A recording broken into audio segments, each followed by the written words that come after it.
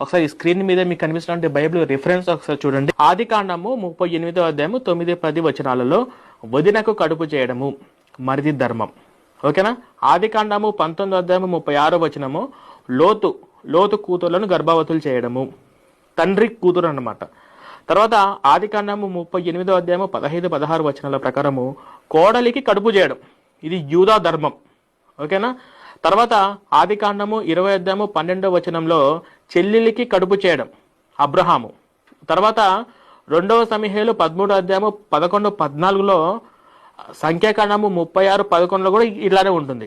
తర్వాత పిన్నికి కడుపు చేయడం రూబేను ధర్మం, ఆదికాండము 35-22 వచనంలో ఉంటుంది.